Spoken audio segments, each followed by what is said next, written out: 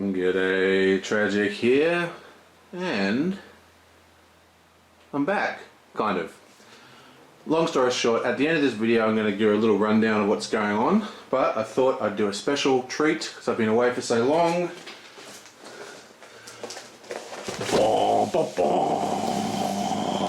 That's right, it's a What's in the Box.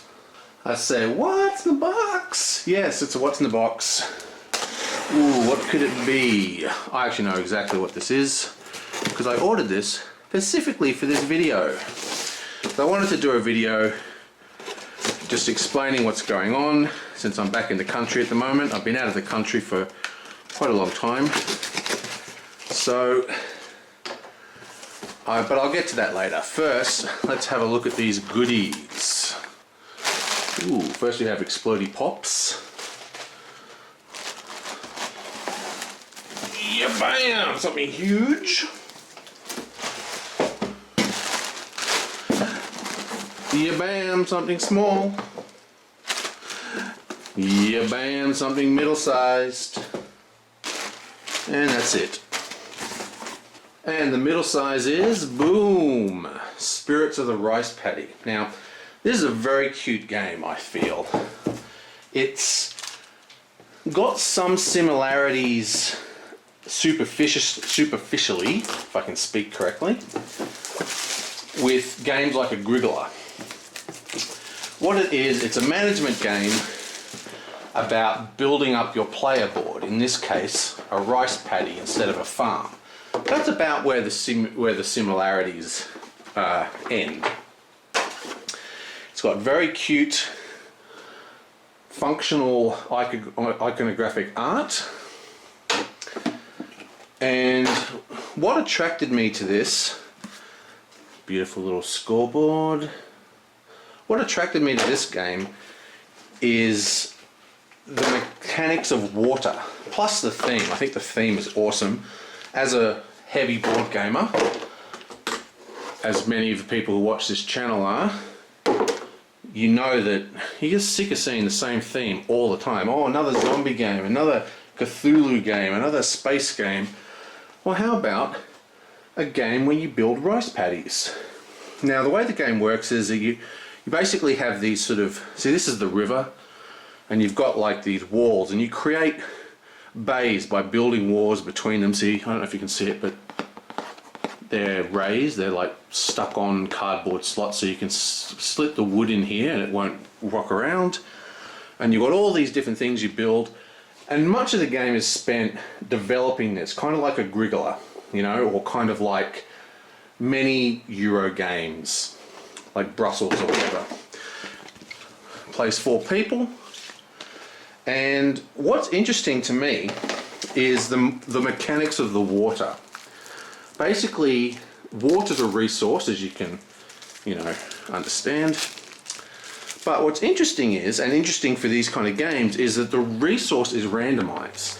You have different levels of water, different amount of water will, you know, rain each time, and you'll all have access to the water at different points in the game. There's a clever mechanic, see all the different cards, there's a clever mechanic which determines turn order. And it's a, you know, turn order for actions and stuff like that. So you get first turn, but you get a less of other something else. So there's a bit of question there. But the point is, the person, there's only X amount of water will drop each turn, and you don't know how much is going to drop when you bid. And depending on how much water drops, the person whose turn is first is going to be the first person to get access to that resource. Which sounds, well, you know, like, oh, that doesn't sound like a very cool mechanic. You know, doesn't everything do that? Well, actually, no. It's pretty unique. Games are getting more and more focused on trying to make everybody have a valid turn. All games are focusing on making things easier. It's good to get a game that's right back in the old school efficiency levels. Now, it's called Spirits of the Rice Paddy because there is some magic involved, you know, like you can actually grow without any water, so you never get stuck. But it has some interesting mechanics, great theme, beautiful art, nice little Euro. And the second game is the small one. Wah! Hiryu Ichiban. Let me get that a bit closer. Now, you guys probably don't realize this, but I used to play many games with my brother. In fact, obviously, as you can imagine growing up, my brother was the person I used to game with the most. Now, he started out as a very heavy wargamer, but moved on with life to other things and sort of stopped playing games. But we play tons of abstract games together. There's nothing like meeting up at the beach in the morning before work for a coffee, beautiful sun, sit on the bench, have a coffee, chat with your brother, play a nice, quick and interesting abstract. So I have a huge amount of abstract games, just a colossal amount really, and this is the next in line. Now, this is an abstract, so it's not going to be too much to look at.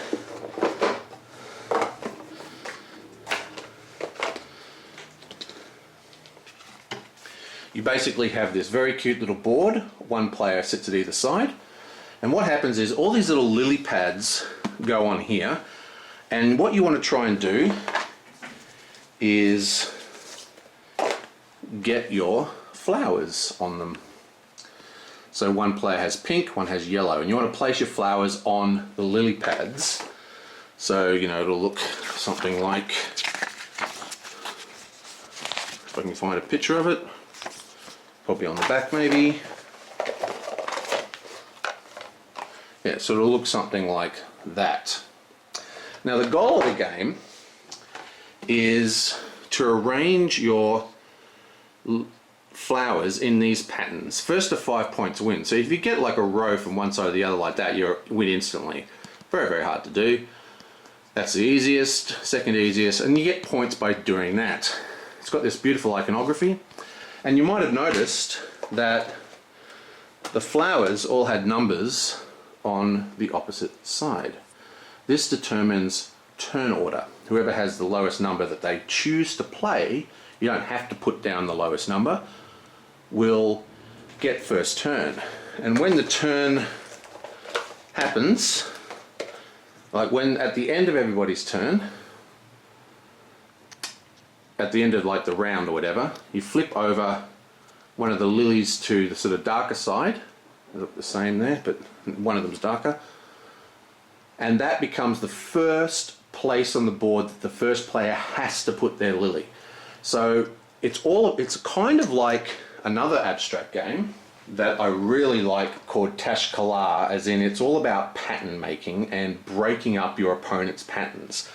It has this very interesting turn order mechanic to swap around the turns, and it's just, in general, it's just an awesome looking game. Here's the score crack, great art, beautiful, light game, very quick to play. Like all abstracts, it's light on rules, it's big on player interaction and gameplay. Very keen for that one. Beautiful. And now, the big one, yeah, boing. The Gallerist. This is a Vital Laciendra, I don't know how to pronounce his name, Portuguese fellow. Mate of mine, she is, in our game group, she is Portuguese and knows this guy. He did CO2, Caban, you know, a lot of really high quality games. He's one of the most daring designers in board gaming at the moment. He's up there with Vital. He's up there with Vlada Chital, I don't know how to pronounce his name, that's other guy, that Czech guy, for just making, but he is like Vital a few years ago. He's, God, I keep getting their names all wrong. He's like Vlad, or however you pronounce his name, a few years ago. At the moment, he's very hooked into elaborate Euros. He makes extremely complicated Euros with fascinating game design, like absolutely top-notch, as good as you can get game design. This is one of the best looking games you'll ever find. It's in this huge box. And in this game you discover artists, you display them in galleries, You have to cultivate them, you sell and buy art, and it's all about art, basically. Art gets rated, goes through fashions. They've actually got real artists to donate their art for the thing. It's beautiful. It's got sculptures, paintings. There's so much going on in this game and in all his games. Now, what's interesting here, these are actual artists before they're discovered, and you've got to discover them and nurture them, train them, provide them materials to work on stuff. His games are notoriously complex. Like, I mean, we're talking seriously, legitimately hardcore. And he's one of the few designers still out there, still producing incredibly complicated games. But this game, even though it's the most ambitious, is actually a step back from Kaban, the car game, in complexity, but it's much more ambitious what it's trying to do. Beautiful board, it's huge. I don't want to zoom out because my house is a complete mess at the moment because there's boxes everywhere.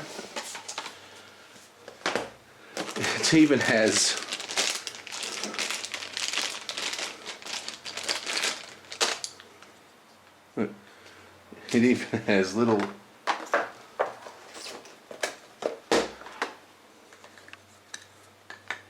little easels to display the art on. So even though this is one of his most ambitious games, it's also a step back in complexity from what people were seeing in his last game, Cabal. So which shows maturing, in my opinion, of the designer. And because I have huge, well, arguments is the wrong word. I have huge conversations with people. I don't believe that complexity in rules equates to complexity in decision making. In fact, abstracts are a perfect example of games that are complex in decision making but not complex in rules. And I think it's a sign of a great game to have fantastic decision making but not very complicated rules. And Vital's kind of the opposite of that. He makes incredibly complicated, interconnected, interwoven rules, kind of like Vlad Vital, or whatever his name is, that Czechoslovakian guy did Mage Knight. But the games, just like him as well, Vital's games make so much sense. They're just so well designed that it doesn't matter that they're complicated. And the fact that he's been able to make this game, this complicated game, and dial it back in complexity, like is in what's going on, but still keep an even more ambitious topic, and the way he does it, it seriously is super, super impressive. Spirits and Ichiban. Okay, and I will see you guys next time. So now I'll just give you a quick rundown with what's going on with the channel and what's been going on with me. Without getting too into it, and the people that know me can completely understand why I haven't been making videos, but I've had some pretty horrific things happen in my life recently that I don't want to go into. Suffice to say, gaming just went completely out of the window, and on a dime, all my priorities have completely changed. My life has completely changed. And to be honest, gaming just is not even on my radar at the moment. I mean, obviously it's on my radar a little bit. I just bought a whole bunch of games to play, but the channel and all that kind of stuff, and in my entire internet presence is just dialed back in so many ways. I'm not even living in Australia at the moment. I'm actually traveling. Well, not traveling, but I'm in another country. I come back here for work reasons every now and then. It's just not possible for me to keep doing videos. Very, very sad for me because I love doing it. Absolutely love doing it. And I will probably come back to it at some point. If you are into the videos, remember at Board Game Geek, there's a guild called Tube Tables, which has about, I can't remember exactly, but tons and tons and tons of YouTubers hang out there who make videos just like mine. Some of them a lot better. especially concerning the rules. And, you know, they're very, very friendly. Hang out with them, watch their videos, and I'm sure you probably already do. And I will probably be back at some point, but the truth is, not for a while at least. A long while, to be honest. And that's life. And remember, have fun and roll high. I'll see you guys next time.